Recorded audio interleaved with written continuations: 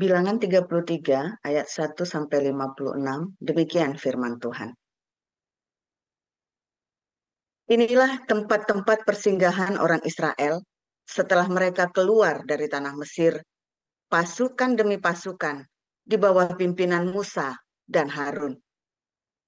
Musa menuliskan perjalanan mereka dari tempat persinggahan ke tempat persinggahan sesuai dengan titah Tuhan. Dan inilah tempat-tempat persinggahan mereka dalam perjalanan mereka. Mereka berangkat dari Rameses pada bulan yang pertama, pada hari yang ke-15, bulan yang pertama itu, pada hari sesudah Paskah, berjalanlah orang Israel keluar oleh tangan yang dinaikkan di depan mata semua orang Mesir. Sementara orang Mesir sedang menguburkan orang-orang yang telah dibunuh Tuhan di antara mereka, yakni semua anak sulung. Sebab Tuhan telah menjatuhkan hukuman kepada para allah mereka. Berangkatlah orang Israel dari Rameses, lalu berkemah di Sukot. Mereka berangkat dari Sukot, lalu berkemah di Etam yang di tepi padang gurun. Mereka berangkat dari Etam, lalu balik kembali ke Pi Hahirot yang di depan Baal Zephon, kemudian berkemah di tentangan Migdol. Mereka berangkat dari Pi Hahirot dan lewat dari tengah-tengah laut ke padang gurun, lalu mereka berjalan 3 hari perjalanan jauhnya di padang gurun Etam.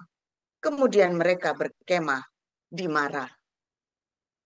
Mereka berangkat dari Mara, lalu sampai ke Elim. Di Elim ada 12 mata air dan 70 pohon korma. Di sanalah mereka berkemah. Mereka berangkat dari Elim, lalu berkemah di tepi Laut Teberau. Mereka berangkat dari Laut Teberau, lalu berkemah di padang gurun Zin. Mereka berangkat dari padang gurun Zin, lalu berkemah di Dofka. Mereka berangkat dari Dofka, lalu berkemah di Alus. Mereka berangkat dari Alus, lalu berkemah di Rafidim, dan di sana tidak ada air minum untuk bangsa itu. Mereka berangkat dari Rafidim, lalu berkemah di padang gurun Sinai. Mereka berangkat dari padang gurun Sinai, lalu berkemah di Kibrot Ta'awa. Mereka berangkat dari Kibrot Ta'awa, lalu berkemah di Hazerot. Mereka berangkat dari Hazerot, lalu berkemah di Ritma. Mereka berangkat dari Ritma, lalu berkemah di Rimon Peros. Mereka berangkat dari Rimon Peros, lalu berkemah di Libna. Mereka berangkat dari Libna, lalu berkemah di Risa. Mereka berangkat dari Risa, lalu berkemah di Kahelata. Mereka berangkat dari Kahelata, lalu berkemah di Har Syafer. Mereka berangkat dari Har Syafer, lalu berkemah di Harada. Mereka berangkat dari Harada, lalu berkemah di Makhelot. Mereka berangkat dari Makhelot, lalu berkemah di Tahat. Mereka berangkat dari Tahat, lalu berkemah di Tarah. Mereka berangkat dari Tarah, lalu berkemah di Mitka. Mereka berangkat dari Mitka, lalu berkemah di Hasmona. Mereka berangkat dari Hasmona, lalu berkemah di Moserot. Mereka berangkat dari Moserot, lalu berkemah di Bene Yaakan. Mereka berangkat dari Bene Yaakan, lalu berkemah di Hor Gad. Mereka berangkat dari Hor Gidgad, lalu berkemah di Yobata. Mereka berangkat dari Yobata, lalu berkemah di Abrona. Mereka berangkat dari Abrona, lalu berkemah di Ezron Geber. Mereka berangkat dari Ezron Geber, lalu berkemah di padang gurun Zin, yaitu Kadesh. Mereka berangkat dari Kadesh, lalu berkemah di Gunung Hor, di perbatasan tanah Edom. Ketika itu, Imam Harun naik ke Gunung Hor sesuai dengan titah Tuhan. dan di situ ia mati. Pada tahun ke-40, sesudah orang Israel keluar dari tanah Mesir, pada bulan yang kelima, pada tanggal 1 bulan itu. Harun berumur 123 tahun ketika ia mati di Gunung Hor. Pada waktu itu, Raja negeri Arad, orang Kanaan itu, yang tinggal di tanah Negeb, di tanah Kanaan, mendengar kabar tentang kedatangan orang Israel. Berangkatlah mereka dari Gunung Hor, lalu berkemah di Zalmona. Mereka berangkat dari Zalmona, lalu berkemah di Funon. Mereka berangkat dari Funon, lalu berkemah di Obot. Mereka berangkat dari Obot, lalu berkemah dekat reruntuhan di Abarim di daerah Moab. Mereka berangkat dari reruntuhan itu, lalu berkemah di Dibon Gad. Mereka berangkat dari Dibon Gad, lalu berkemah di Almon, di Blataim. Mereka berangkat dari Almon di Blataim, lalu berkemah di pegunungan Abarim di depan Nebo. Mereka berangkat dari pegunungan Abarim, lalu berkemah di dataran Moab, di tepi sungai Yordan, dekat Yeriko. Mereka berkemah di tepi sungai Yordan, dari Bet Yesimot sampai ke Abel Sitim, di dataran Moab. Tuhan berfirman kepada Musa di dataran Moab di tepi sungai Yordan dekat Yeriko. Berbicaralah kepada orang Israel dan katakanlah kepada mereka, apabila kamu menyeberangi sungai Yordan ke tanah Kanaan, maka haruslah kamu menghalau semua penduduk negeri itu dari depanmu dan membinasakan segala batu berukir kepunyaan mereka. Juga haruslah kamu membinasakan segala patung tuangan mereka dan memusnahkan segala bukit pengorbanan mereka. Haruslah kamu menduduki negeri itu dan diam di sana, sebab kepadamulah kuberikan negeri itu untuk diduduki. Maka haruslah kamu membagi negeri itu sebagai milik pusaka dengan membuang undi menurut kaummu. Kepada yang besar jumlahnya, haruslah kamu memberikan milik pusaka yang besar. Dan kepada yang kecil jumlahnya, haruslah kamu memberikan milik pusaka yang kecil, yang ditunjuk oleh undi bagi masing-masing. Itulah bagian undiannya. Menurut suku nenek moyangmu, haruslah kamu membagi milik pusaka itu. Tetapi jika kamu tidak menghalau penduduk negeri itu dari depanmu, maka orang-orang yang kamu tinggalkan hidup dari mereka akan menjadi seperti selumbar di matamu dan seperti duri yang menusuk lambungmu. Dan mereka akan menyesatkan kamu di negeri yang kamu diami itu. Maka akan kulakukan kepadamu seperti yang kurancang melakukan kepada mereka. Demikian. Silakan Bu Salma. Baik, saya akan bacakan kebenaran firman Tuhan yang terambil dari kitab Yohanes 4 ayat 1 sampai 26. Beginilah pembacaan kebenaran firman Tuhan. Ketika Tuhan Yesus mengetahui bahwa orang-orang Farisi telah mendengar bahwa ia memperoleh dan membaptis murid lebih banyak daripada Yohanes, meskipun Yesus sendiri tidak membaptis, melainkan murid-muridnya, ia pun meninggalkan Yudea dan kembali lagi ke Galilea. Ia harus melintasi daerah Samaria. Maka sampailah ia ke sebuah kota di Samaria yang bernama Sikar dekat tanah yang diberikan Yakub dahulu kepada anaknya Yusuf. Di situ terdapat sumur Yakub. Yesus sangat letih oleh perjalanan. Karena itu ia duduk di pinggir sumur itu. Hari kira-kira pukul 12. Maka datanglah seorang perempuan Samaria hendak menimba air. Kata Yesus kepadanya, berilah aku minum, sebab murid-muridnya telah pergi ke kota membeli makanan. Maka kata perempuan Samaria itu kepadanya, "Masakan engkau, seorang Yahudi, minta minum kepadaku, seorang Samaria? Sebab orang Yahudi tidak bergaul dengan orang Samaria." Jawab Yesus kepadanya, "Jikalau engkau tahu tentang karunia Allah, dan siapakah dia yang berkata kepadamu, 'Berilah aku minum,' niscaya engkau telah meminta kepadanya, dan ia telah memberikan kepadamu air hidup." Kata perempuan itu kepadanya, "Tuhan, engkau tidak punya timba dan sumur ini amat dalam. Dari manakah engkau memperoleh air hidup itu? Adakah engkau lebih besar daripada bapa kami Yakub, yang memberikan sumur ini kepada kami dan yang telah minum sendiri dari dalamnya, ia serta anak-anaknya dan ternaknya?"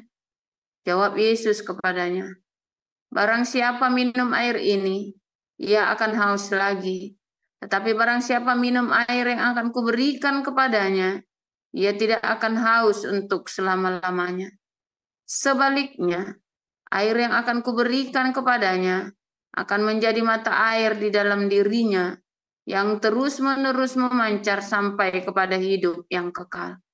Kata perempuan itu kepadanya, "Tuhan, berikanlah aku air itu, supaya aku tidak haus dan tidak usah datang lagi ke sini untuk menimba air." Kata Yesus kepadanya, "Pergilah, panggillah suamimu dan datang ke sini." Kata perempuan itu, "Aku tidak mempunyai suami." Kata Yesus kepadanya, "Tepat katamu bahwa engkau tidak mempunyai suami, sebab engkau sudah mempunyai 5 suami dan yang ada sekarang padamu bukanlah suamimu. Dalam hal ini engkau berkata benar." Kata perempuan itu kepadanya, "Tuhan, nyata sekarang kepadaku bahwa engkau seorang nabi. Nenek moyang kami menyembah di atas gunung ini, tetapi kamu katakan bahwa Yerusalemlah tempat orang menyembah." Kata Yesus kepadanya, "Percayalah kepadaku, hai perempuan, saatnya akan tiba bahwa kamu akan menyembah Bapa bukan di gunung ini dan bukan juga di Yerusalem.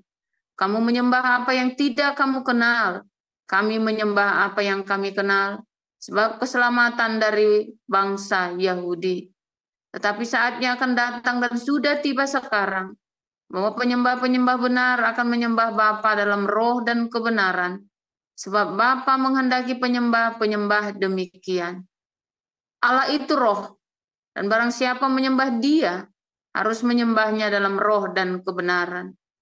Jawab perempuan itu kepadanya, "Aku tahu bahwa Mesias akan datang, yang disebut juga Kristus. Apabila ia datang, ia akan memberitakan segala sesuatu kepada kami." Kata Yesus kepadanya, "Akulah dia yang sedang berkata-kata dengan engkau." Demikian. Oke, Pak Peng, maaf untuk selanjutnya Yohanes berapa? Pak Ya, Peng? 27 sampai selesai.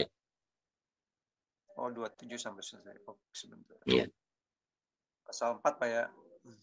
Ya, Baik, Pak. Di pasal 27, pada waktu itu datanglah murid-muridnya dan mereka heran bahwa ia sedang bercakap-cakap dengan seorang perempuan. Tetapi tidak seorang pun yang berkata, "Apa yang engkau kehendaki?" atau "Apa yang engkau percakapkan dengan dia?" Maka perempuan itu meninggalkan tempayannya di situ, lalu pergi ke kota dan berkata kepada orang-orang yang di situ, "Mari lihat, di sini ada seorang yang mengatakan kepadaku segala sesuatu yang telah kuperbuat. Mungkinkah dia Kristus itu?" Maka mereka pun pergi keluar kota lalu datang kepada Yesus. Sementara itu murid-muridnya mengajak dia, katanya, "Rabi, makanlah." Akan tetapi ia berkata kepada mereka, "Padaku ada makanan yang tidak kamu kenal." Maka murid-murid itu berkata seorang kepada yang lain, "Adakah orang yang telah membawa sesuatu kepadanya untuk dimakan?"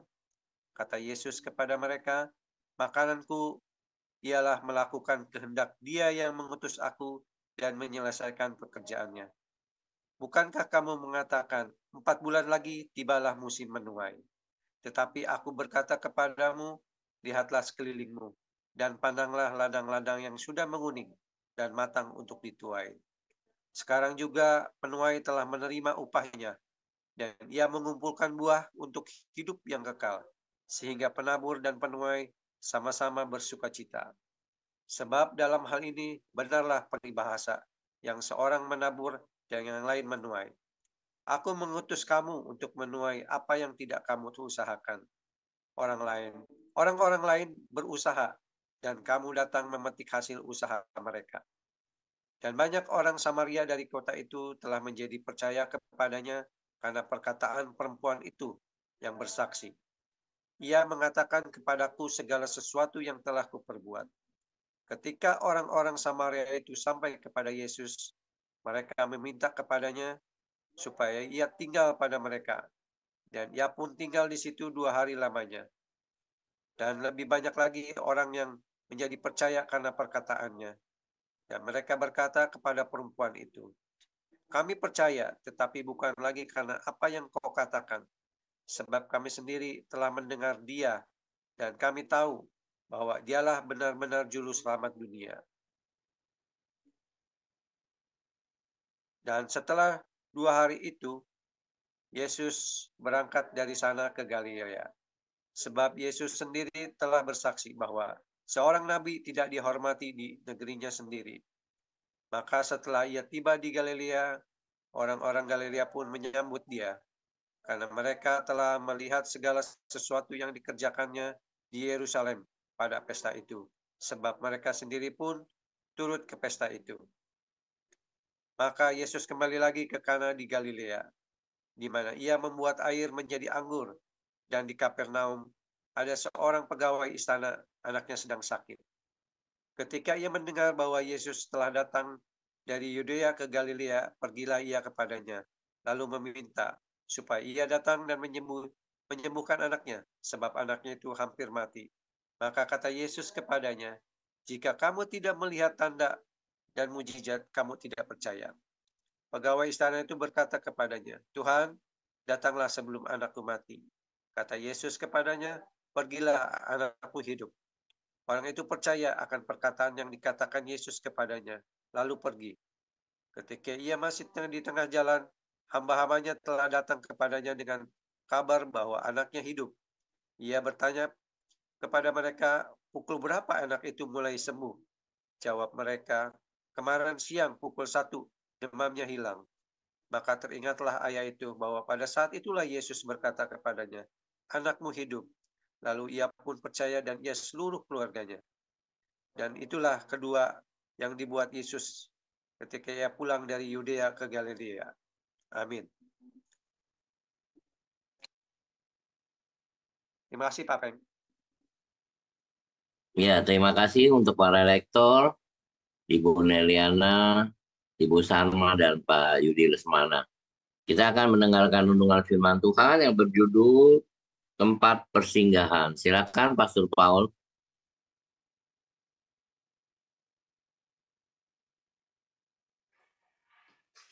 Haleluya, firman Tuhan selalu baru. Setiap kali kita selalu menunggu Tuhan, menanti-nantikan Tuhan di dalam hati yang tulus dan penuh percaya, saudara ya. Hati yang tulus dan percaya itu artinya Anda benar-benar harus komitmen. Jangan ya gimana lagi lapar, gimana lagi butuh. Gimana lagi butuh. Terus Anda tidak tulus itu buat alasan, justru itulah cobaan, itulah godaan. Ya, lagi gimana lagi butuh, yang lihatnya disamber. Padahal itu bukan uangmu, dan itu bukan uang yang untuk diperuntukkan untuk itu. Ya gimana ya candak cekel Pak, buka tutup lubang kitanya Pak. Nah itu berarti kamu tidak punya iman, saudara ya. Ya gimana kita semua Pak, kita lagi susah.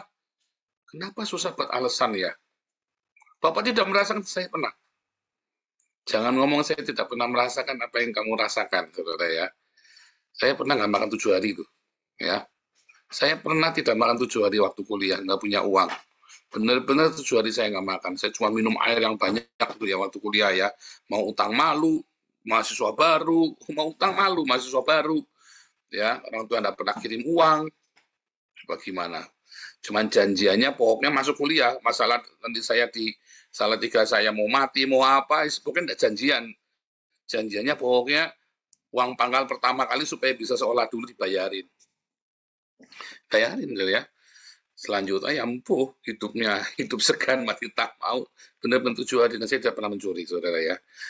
Dan nggak berhutang juga. Saya mencoba bagaimana saya mengatakan saya serahkan sama Tuhan Jehovah Jireh. Tetapi di saat yang lain saya juga mencoba kalau saya melakukan dengan ya gimana ya namanya ini naluri manusia, ya utang, ya nyuri, yang rampok, ya kita ambil dulu, kita pakai dulu uangnya, Pak. Ya, saya pernah hidup di 2 dunia itu, di mana ketika uang itu saya jaga benar sekalipun saya tidak makan 7 hari. Goblok, pakai dulu lapar kok. Waktu itu nggak saya pakai beneran itu uangnya, uangnya orang. Saya benar-benar nggak pakai, saudara. Gimana? Dipakai dulu? Enggak ada uang, takut nggak bisa bayarin. Ya, nggak pakai gade-gadean, saudara. Enggak, pokoknya enggak. Kalau Tuhan nggak kasih makan, ya nggak mati, ya sudah. Dalam hati saya begitu, saudara. Benar, saudara, ya, pemikiran saya gitu ya. Tuhan nggak kasih uang, ya sudah. Mati, ya sudah. Gimana? Serius, saudara ya. Saya sampai 7 hari. Saat itu saya cuma minum air sebanyak-banyaknya. Nah, apa bedanya, saudara, sama saya puasa? Saya pernah puasa 40 hari, 40 malam ya. Waktu saya puasa 40 hari 40 malam, saya punya uang, saudara. Artinya sakitnya karena saya disakiti orang lain, maka saya puasa, saya tekadin. Ya, mutung nggak mau makan. Ya kan puasa itu kan sebenarnya kan saya mutung nggak mau makan. Nah, sebenarnya kan gitu kan arti puasa kan. Karena kita lagi menderita, saya mutung nggak mau makan. Maka kita puasa. Tetapi kalau kamu nggak makan 7 hari 7 malam karena nggak punya uang, sakitnya itu di sini, saudara. Ya, tahu bedanya? Saya tahu rasanya dua-duanya ya. Puasa saya punya uang, dan saya sengaja puasa karena mutung, saya nggak mau makan, saya minta Tuhan bela saya, tapi saya pernah puasa karena nggak punya uang. Sakit, puasa nggak punya uang itu sakit, saudara. Ya, tetapi kalau kamu menikmati, sebenarnya kan sama saja, intinya kan puasa kan. Nah, kemudian di tengah-tengah itu, kami pernah ada masalah di dalam rumah tangga kami, ya. Dan kami benar-benar nggak punya uang juga dan ada masalah juga. Saya puasa, saudara, supaya anak saya bisa makan sehari 2 kali. Ya, anak saya makan sehari 2 kali dan saya sehari hanya makan sekali dan itu pun hanya nasi seadanya, cuma makan sayur saja. Selama 1 tahun kami jalanin itu ya. Kami tidak utang-utang, tidak pernah minta-minta. Ya udah, adanya itu kita jalani, kita puasa. Saat itu saya nggak punya kerjaan juga. Ya, kerjaan saya cuma nulis buku. Nah, luar biasa ya. 3 bulan pertama, terus 6 bulan kedua saya nulis 2 buku ya. Tahun berikutnya saya panen ya. Tahun berikutnya saya panen. Luar biasa, Tuhan baik ya. Buku-buku saya kok ya bestseller ya. Orang ngirim nggak 50.000, padahal buku saya jual 50 ribuan dulu ya. Tapi orang ngirimnya 500.000, 1 juta. Sehingga 1 bulan saya bisa punya 10 juta, saudara ya. Ajaib ya. Terus saya bisa keliling-keliling, diundang seminar ya, buku saya itu luar biasa meledak. Karena setia, saudara. Kalau kamu setia, kamu jangan pakai alasan. Habis gimana? Ya tidak habis gimana. Kamu pakai alasan berarti kamu belum percaya.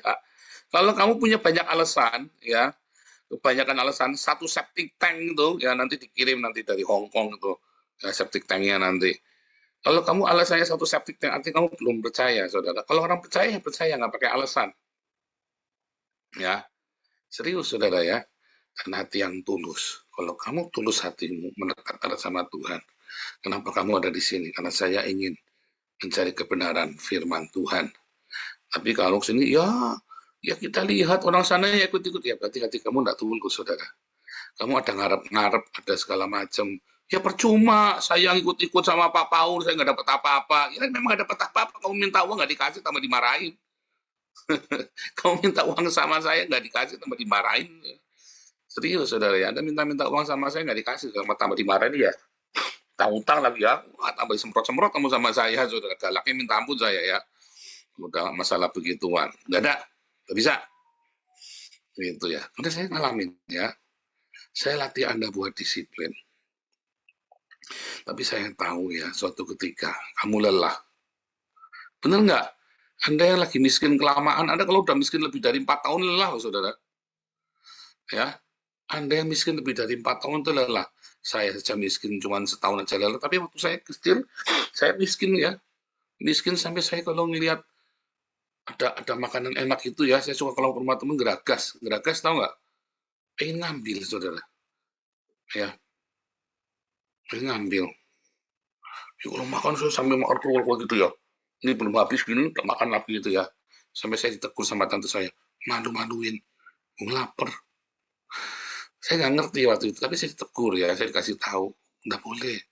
Saya ngerasain ya, saya juga merasakan. Jadi jangan buat alasan, saudara ya. Jangan buat alasan karena kamu miskin, saya juga tahu rasanya miskin. Tetapi Tuhan ajarin saya, ya. Jangan malu-maluin, makan satu, selesai makan lagi. Saya diajarin ya, dari situ saya belajar. Dan saya tidak pernah, ya setelah saya mengerti bahwa Tuhan, ya saya mulai mengerti bahwa Tuhan akan sediakan segala sesuatu buat saya itu, saya mulai SMP kelas 1. Saya SD itu suka nyuri, saudara ya. Suka nyuri karena lapar, saudara ya. Nyuri makanan, nyuri permen. Karena lapar, saudara. Serius, saudara ya, saya lapar. Saking miskinnya. Baru SMP saya mulai ikut persekutuan doa, ikut apa, saya mulai lahir baru saya SMP kelas 2 itu ya. Mulai itu ya, wah saya cinta Tuhan, saya nggak pernah nyontek sama sekali kalau sekolah, saudara ya. Jujurnya minta ampun dan Tuhan selalu berkati ya, selalu berkati sampai SMP, saya juara kelas terus ya, sampai SMA, mulai tuh, karena over pelayanan, kelas 2, kelas 3, 2 tahun itu saya jeblok semua nilainya, karena saya begitu rindu, cepat saya melayani Tuhan. Nah, tapi akhirnya Tuhan suruh saya malah kuliah, bukan kuliah sekolah teologi, tapi sekolah yang lain. Tapi dari situ Tuhan baik, saudara ya. Tuhan peliharakan kami, ya. Tuhan peliharakan kami dengan luar biasa. Nyatanya belum mati sampai sekarang, ya. Nyatanya saya belum mati, ya. Kalau namanya kesulitan, saya kuliah bayar sendiri, saudara ya. Nggak ada yang nyponsorin saya. Saya cari beasiswa sendiri. Saya cari dulu ya beasiswa Super Semar sama dari Astra itu ya. Saya cari sendiri ya. Saya jadi asisten dosen, saya ngeles-ngelesin. Ya pernah jadi supir juga. Pokoknya saya dulu berat badannya 48 kilo. Sekarang saya berat badannya 104 kilo, saudara. Anda bayangin. Dulu saya kuliah itu 48 kilo. Ya, saking kurusnya ya. Karena makanya makanya nggak mesti ya. Dan capek sekali saya kerjanya, jadi supir, jadi mandor kayuan, saya jadi asisten dosen, saya ngeles-ngelesin matematika, fisika, kimia. Wah gila itu, saudara dulu ya, saya ngeri itu ya. Nekatnya minta ampun, supaya saya jangan nggak makan lagi. Sehingga saya nggak pernah nggak makan ya setelah itu ya. Semester pertama aja tuh saya ngalamin nggak makan 7 hari. Tapi Tuhan baik, saudara ya, dalam setiap pergumulan. Tuhan kasih tempat perhentian. Ketika Anda masuk padang gurun itu, ada tempat perhentian bagimu, saudara. Siapa yang hari ini Anda sedang dalam pergumulan hidup yang berat, Anda sedang di dalam padang gurun kehidupan, nggak kelar-kelar, Anda nggak tahu di mana tepinya. Kalau ada tepinya, wah kan nggak ada harapan. Dong, kelihatan tuh sudah hijau di sana. Ya lega, tapi itu padang gurun pasir semua, Anda nggak lihat apa-apa. Itu nggak ada harapan, kapan selesai juga nggak tahu. Dan itu sudah bertahun-tahun. Kalau setahun, 2 tahun, kuat di dalam nama Yesus. 3 tahun harapanmu lemah, 4 tahun hilang imanmu, saudara. 5 tahun kamu cuma ngomel-ngomel, bilang Yesus, Yesus Tuhan, dalam hatimu, Yesus, Yesus Tuhan, gundul peang. Ya, kamu percaya Yesus Tuhan, ngomong-ngomong mulutmu Yesus Tuhan, tapi hatimu bilang Yesus Tuhan, gundul peang. Saya mah percaya apa? Bohong, saudara. Nyatanya masih utang-utang. Ayo. Ya kan? Anda bilang percaya, ya masih utang-utang. Anda bilang percaya, nyatanya masih kedukun. Nah iya apa namanya ikhtiar. Nah iya, berarti kamu tidak percaya kan? Kebanyakan alasan kamu itu loh. Saya kasih tahu di dalam setiap padang gurun hidupmu selalu ada tempat perhentian. Kamu tidak mungkin disuruh jalan terus. Pasti kamu disuruh berhenti di situ, kan kamu nunggu di situ nanti ada belas kasihan Tuhan untukmu, ada penghiburan. Ya kan di padang gurun kan? Di padang gurun yang gersang itu kan tiang awan dan tiang api selalu beserta. Dan ketika tiang awan itu di depanmu, dia akan melindungi kamu dari panas. Ketika ada di malam hari ada tiang api yang menghangatkan kamu. Padang gurun itu dingin ya, saudara ya. Di Israel itu kalau Anda dimasuk di padang gurunnya itu ya, Isa itu suhunya bisa sampai 50 derajat. Tapi di padang gurun itu kalau malam itu bisa dingin sekali. Dan itulah tiang api di sana yang menghangatkanmu. Di tengah padang gurun yang panas, kalau siang hari itu ada tiang awan yang menghalangi matahari supaya jangan langsung kena kamu, saudara. Badai itu, badai kehidupan di padang gurun itu yang menghalangi kamu dari masalah-masalah yang lain. Dan kamu diizinkan berhenti. Ketika badai itu berhenti, tiang awan api itu berhenti, kamu disuruh berhenti. Di situ Tuhan nanti sediakan makanan, Tuhan sediakan air bagimu, Tuhan sediakan ya air kehidupan bagimu. Kalau kamu melekat sama Tuhan, kalau kamu hatinya tulus sama Tuhan, kalau kamu banyak alasan, enggak. Tiada perhentian bagimu, saudara. Bablas. Apalagi di padang gurun, kamu malah jadi begal, kayak Ismail. Ya kan? Ismail, Esau, itu kan perampok padang gurun mereka itu ya. Ismail, Esau, Midian, Amalek, orang Amon, orang Moab, itu perampok padang gurun itu begal, saudara ya. Itu begal. Kayak Muhammad dan orang Quraisy itu kan begal itu ya. Mereka itu begal ya. Orang-orang Quraisy itu kerjanya memang begal. Kayak Muhammad itu juga kerjanya begal. Itu dari mulai Arabia bagian utara, yaitu pegunungan Petra, sampai ke Yaman. Sebelum Yaman ya, artinya sampai zaman itu ya daerahnya Medina, itu ya Mekah. Nah, itu orang-orang itu memang kerjanya begal. Mereka begal ngerampok orang dari Yaman. Yaman itu dulu kerajaan yang amat sangat kaya raya ya. Itu memang kerjanya begal. Di tengah padang gurun, kamu bisa saudara hidup dengan kekuatanmu sendiri dengan jadi begal. Tapi hidupmu akan penuh dengan apa, saudara? Hidupmu akan penuh dengan keributan, Amalek ya. Hidupmu dengan kesusahan, dengan ya kayak orang Ismail ya. Kamu sama siapa saja kamu pasti ribut. Ismail itu kan, kamu akan melawan saudaramu dan saudara-saudaramu akan melawan kamu kemana saja karena kamu begal. Di padang gurun kamu tidak hidup seperti Israel yang mengandalkan Tuhan, ya. Tapi kamu hidup jadi begal. Merampok sana, ngerampok sini, nipu sana, nipu sini, hajar sana, hajar sini, ribut sana, ribut sini, di padang gurun, alasannya kamu satu septic tank. Saudara, hidup dengan banyak alasan itu, ya, membuatmu nggak bisa maju, saudara. Ya, apapun masalahmu, jangan pernah kamu kasih beribu alasan. Alasan itu nggak membuat kamu maju, saudara. Ya, analisa untuk kamu bisa, oh aku harus begini berarti. Kalau kamu alasan, oh saya jatuh karena sepedanya terlalu tinggi. Itu alasan, saudara namanya. Kalau analisa, evaluasi, apa bedanya alasan dengan introspeksi? Kalau alasan, oh ini sepedanya terlalu tinggi sih, oh ini sepedanya terlalu kecil sih, oh sepedanya sadelnya jepat, oh sepedanya bannya rada kempes, oh intinya kamu nggak bisa naik sepeda. Dan alasannya banyak. Kamu orang tua jangan ngajari anakmu beralasan, oh iya ya, ini sepedanya terlalu tinggi sih ya, makanya kamu udah bisa naik. Oh jangan banyak alasan, saudara. Jangan pernah ajari anakmu kebanyakan alasan. Ajari anakmu itu introspeksi. Oh, sadelnya terlalu tinggi. Lihat anakmu. Oh kalau gitu sepatunya kamu ditinggiin. Jadi jangan berhenti gara-gara saya tinggi, ya udah berarti nggak ada sepedanya terlalu tinggi, nggak bisa. Saya dari kecil, walaupun sepedanya gede, saya belajar naik sepeda. Saking pengennya naik sepeda. Setiap ada orang naik sepeda ke rumah, itu sepeda gede banget, saya pakai, saudara. Saking pengen, karena saya nggak punya sepeda dulu. Sampai akhirnya dikasih saya sepeda loakan ya, dari loakan terus dandani sendiri sama papi saya baru naik sepeda, dicat satu-satu itu ya. Kita lateni, terus kita naik sepeda. Ya, nggak ada alasan sepeda terlalu kecil, terlalu besar.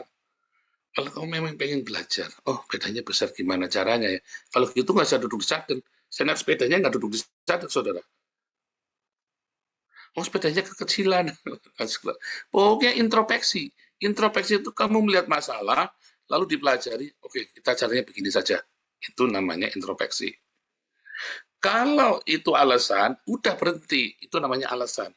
Nah alasan kamu satu septic tank, karena kamu tidak percaya. Karena kamu tidak percaya kepada Tuhan, sehingga kamu punya banyak alasan. Satu, septic tank untuk berhenti melakukan yang baik. Kamu tidak mau, saya tanya ya, saya selalu nanya sama orangnya, kamu kan punya motor, kenapa Anda nggak mau ngojek? Aduh Pak, penghasilannya kurang, aduh Pak, pulangnya malam, aduh Pak ini Pak, aduh Pak itu, Pak. Dalam hati saya, maaf ya saudara. Memang orang seperti kamu itu memang tidak pantas. Emang tidak pantas diberkati. Alasannya banyak. Tapi saya selalu terharu ketika ada orang fighting spiritnya, sekalipun ini sarjana S2 ngojek saudara, S2 ngojek saudara. Saya bilang, kamu butuh apa lagi? Kalau perlu tak ragati motornya sampai jadi bagus, kalau perlu tak belikan baru. Iya saudara, S2 ngojek, Anda bayangin nggak S2 ngojek? Anak saya kan, ini saking dia nggak mau, saya nggak mau Pak, nggak mau malas, saya mau diem, nggak mau diem di rumah. Ini ada orang cari kerjaan lagi susah, ijazah SMA nggak punya, ngojek alasannya dari A sampai Z nggak bisa. Saya nggak bisa terima itu saudara. Saya SMA, saya SD kelas 6 saya sudah jualan porkas. Nah, serius saudara, saya kuliah jadi nyupir. Pokoknya saya tidak pernah mau minta, tidak pernah mau utang. Itu yang saya lakukan. Pernah saya langgar, saya coba, enak ya orang utang, tipu sana, tipu sini. Tetapi kamu akan menuai yang kamu tabur. Kalau kamu malas, maka kemiskinan akan datang menyerbu, kata Amsal. Ya, tapi kalau kamu percaya pada Tuhan, kamu sungguh-sungguh, lalu kamu memang harus masuk dalam padang gurun, entah itu kemiskinan, entah itu sakit penyakit, entah itu istrimu meninggalkanmu, atau anak-anakmu, atau banyak masalah ya, kita tidak ngerti banyak masalah orang itu. Setiap orang itu punya masalah. Bohong kalau orang itu tidak punya masalah. Bohong saudara kalau orang itu tidak punya masalah. Saya punya masalah, kita semua. Hanya ada orang yang benar-benar di padang gurun, artinya itu nggak ada ujungnya. Mengapa dia di padang gurun? Karena itu masa-masa di padang gurun, setiap orang satu kali dalam hidup yang pasti melalui padang gurun. Entah itu cuma 2 tahun, entah itu 40 tahun, karepmu saudara. Entah itu cuma 40 hari, atau itu 40 tahun. Nggak ada berapa tahun, 40 tahun, karena kamu bandel. Ya kan? Karena kamu bandel, kamu selalu tawar-tawaran, kebanyakan alasan sama Tuhan.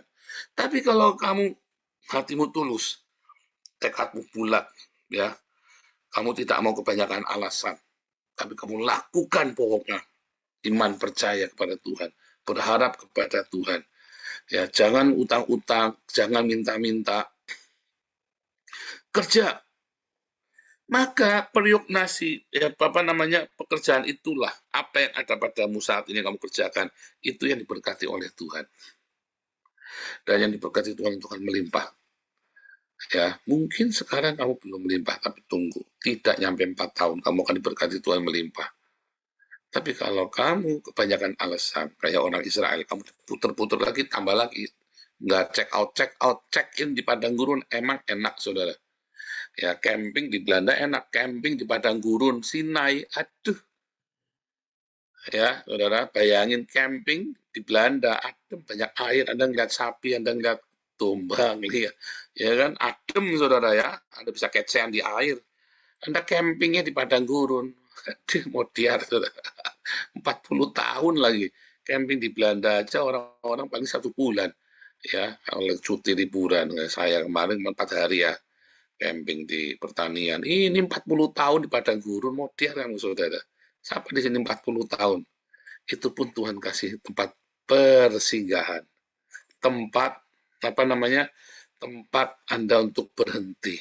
Kalau Anda, sekali lagi, berharap sama Tuhan. Kalau Anda nggak berharap sama Tuhan, ya nggak dikasih tempat persinggahan. Artinya kamu akan jadi begal. Kalau kamu nggak berharap sama Tuhan, kamu jadi begal kan? Mentalmu mental begal. Males tapi maunya yang gampang. Ya, Anda tidak mau melakukan firman Tuhan, tidak mau mengasihi. Mungkin padang gurun itu adalah pernikahanmu. Ya, taman yang indah itu rusak. Bukan cuma jadi semak belukar lagi, udah jadi padang gurun pernikahanmu. Tuhan kasih tempat perteduhan. Oh, jangan malah selingkuh. Ya, saya perteduhan saya itu Pak sama sopir saya, Pak. Kan compong, saudara. Tempat perteduhan saya sama si Inem, Pak, Babu di rumah. Kan edan kamu. Tempat perteduhannya sama sekretaris saya, Pak. Aduh, kamu ini adalah tempat perteduhanku. Di saat aku haus. Haus gundulmu peang, saudara. Kamu selingkuh. Ya, karena istriku tidak begini, suamiku tidak begini. Gundulmu peang. Itulah. Makanya kamu padang gurunnya tambah lama. Bukannya malah tambah kuat, bukan cuma di padang gurun lagi. Kamu masuk ke padang belantara, tempat kematian, tempatnya jin dan segala macam itu, ya kan? Tempatnya jin dan kalajengking, katanya Yesaya kan. Karena kamu tidak punya perhentian, kamu tidak bersama dengan Tuhan. Kamu coba di padang gurun itu dengan kekuatanmu sendiri. Tabrak sana, tabrak sini, kamu lampiaskan hawa nafsamu, kamu lampiaskan semua yang intinya kamu merasa benar terus. Di padang gurun itu saatnya kamu merendahkan hati, ya, dan kamu belajar firman Tuhan. Apa yang tertulis di dalam Alkitab bukan buat membenarkan dirimu, ya, tetapi buat kamu mempelajari, aku harus apa Tuhan. Bukan aku sudah ini, itu tanda kamu sombong. Makanya kamu dilama lagi, dikasih lama lagi di padang gurun. Aku sudah ini, itu kurang apa lagi? Saya juga gitu ya. Saya juga gitu. Ya, aku sudah ini, itu kurang apa lagi? Makanya ketika kamu lagi debat sama saya, lagi konsultasi sama saya, malah dimarahi karena kamu kebanyakan alasan. Kurang apa lagi? Ya, kamu kurang rendah hati. Firman Tuhan di padang gurun itu buat kamu introspeksi, aku harus lebih dalam karakter. Ya, aku harus lebih rendah hati lagi, tidak banyak protes lagi, tidak banyak cincong lagi, tapi aku lebih banyak diam, belajar dari orang yang sudah berhasil. Oh, itu munafik, Pak, nggak mau, jangan-jangan kamu yang munafik. Kamu sering menuduh orang munafik di padang gurun. Di padang gurun itu kan kamu pahit hatinya, saudara ya. Dan kamu sering nuduh orang itu munafik, orang lain itu munafik, orang itu. Padahal jangan-jangan kamu yang munafik loh. Kalau kamu yang benar, orang lainnya salah, pasti orang lainnya di padang gurun, kamu yang sudah lagi di tempatnya dia. Tahu nggak? Tapi kan kamu nggak menyadari, karena kamu tidak introspeksi. Kamu sedang mencari alasan. Padahal di padang gurun Tuhan sediakan banyak tempat persinggahan. Jangan lama-lama, jangan kebanyakan. Ayo cepat keluar dari padang gurun. Responmu benar, kamu cepat keluar. Kayak perempuan ini ya, responnya dia benar. Pertama dia tawar-tawaran sama Tuhan Yesus kan.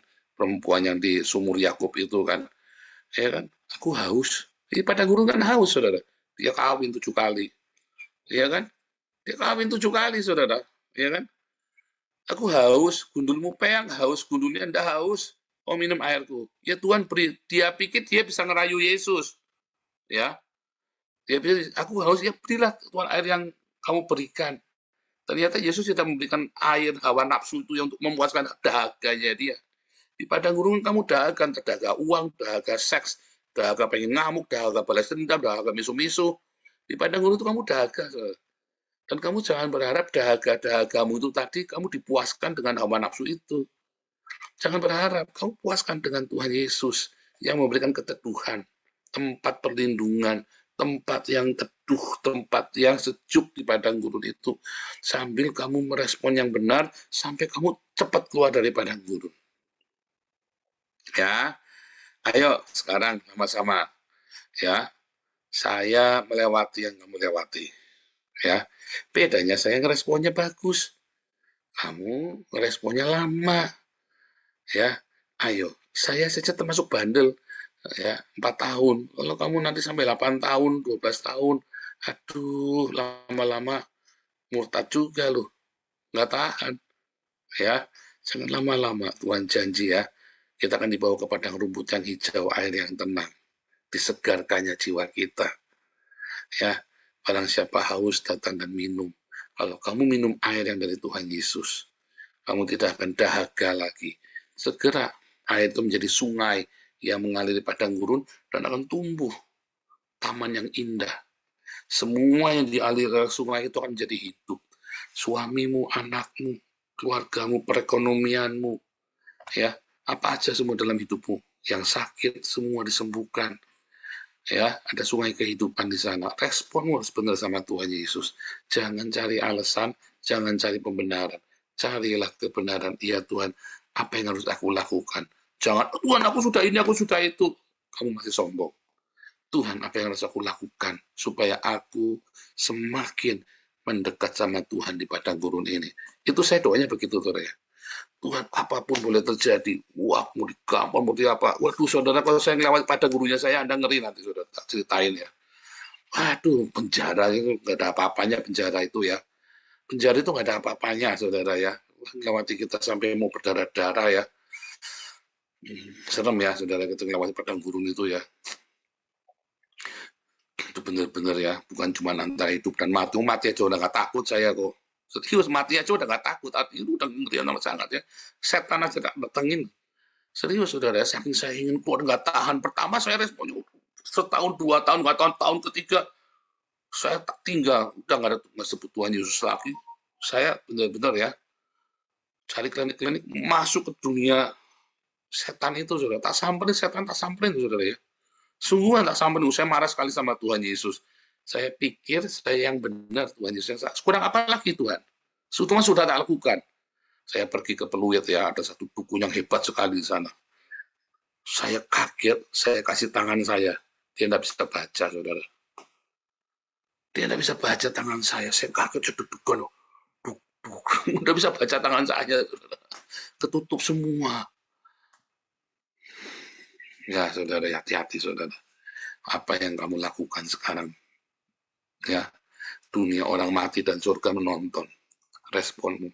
Jangan sampai kamu nanti ya disambar sama iblis. Ya, ayo cari Tuhan. Terus saya berdoa, terus saya pulang ya. Terus 2 tahun kemudian saya mengalami perjumpaan dengan Tuhan Yesus, masih di padang gurun. Saya berdoa, Tuhan, apapun boleh terjadi, jangan lepaskan aku dari tangan-Mu. Apapun boleh terjadi, apapun terjadilah. Yang seburuk apapun terjadilah Tuhan. Tapi jangan lepaskan aku, 2 anakku dari tangan-Mu. Gara-gara doa begitu, saudara, setahun selesai, saudara, mentas masuk tanah, ya kan, masuk tanah perjanjian. Hari ini saya dari tanah perjanjian saya, dari Eden saya ya. Oh mau gitu nggak? Mau dong, ayo dong, responnya yang benar, ya. Tuhan, apapun yang terjadi, Tuhan, jangan lepaskan aku dari tangan-Mu. Boleh semua terjadi. Dan Anda responnya benar, rendah hati. Jangan balas ketika orang ngutukin kamu, ngomelin kamu, jangan dibalas. Jangan ngomel. Ngomel, putar lagi di padang gurun, balik lagi padang gurun, mampus kamu. Tuhan Yesus memberkati.